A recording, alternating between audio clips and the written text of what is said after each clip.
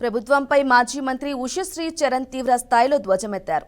ఏపీలో మహిళలకు రక్షణ లేదని అనడానికి గుడ్లవల్లేరు ఘటనే నిదర్శనమని అన్నారు. మహిళలకు రక్షణ కల్పించడంలో ప్రభుత్వం పూర్తిగా విఫలమైందని విమర్శించారు.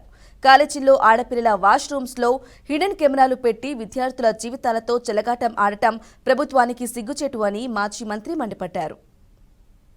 స్నానం చేసే ఒక వీడియో క్లిప్పింగ్స్ కానీ అదేవిధంగా వాష్రూమ్స్లో ఉన్నప్పుడు ఆడపిల్లలది ఒక వీడియో రికార్డింగ్ కానీ అదేవిధంగా బట్టలు మార్చుకునేటప్పుడు కూడా తీసుకునే వీడియో క్లిప్పింగ్స్ కానీ అవన్నీ కూడా ఈరోజు బయటికి వస్తున్నాయి. నిజంగా చాలా ఆందోళనకరంగా ఉంది ఈ రాష్ట్రంలో మహిళల పరిస్థితి.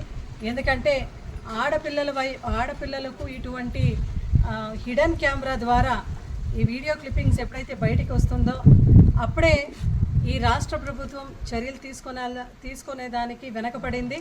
విద్యార్థులందరూ కూడా ధర్నా చేయడానికి రోడ్లపైన వచ్చి రాత్రంతా కూర్చొని వాళ్ళ తల్లిదండ్రులకు అందరికీ కంప్లైంట్ పెట్టి అది అయిన తర్వాత ఇప్పుడు ఆంధ్రప్రదేశ్ రాష్ట్రంలో ముందుకు వచ్చి ప్రభుత్వం దీనిపైన ఇన్వెస్టిగేషన్ చేస్తుంది అని చెప్తున్నారు. చాలా సిగ్గుచేటుగా ఉంది. ఎందుకంటే ఆడపిల్లలకు సంబంధించిన ఏ ఒక్క కారణమైతే ఏమి దాన్ని మనము చాలా పవిత్రంగా భావించి ఇంజనీరింగ్ కాలేజ్ అంటే ఒక దేవాలయంగా భావించి మనము ఈ ఇన్వెస్టిగేషన్ రైట్ ఫ్రమ్ ఫస్ట్ డేనే చేయాల్సిందిగా పోకోకుండా రాష్ట్ర ప్రభుత్వం విఫలమయ్యి ఎన్నో ఆందోళనలు ధర్నాలు జరిగి చాలా విమర్శలు చేసిన తర్వాత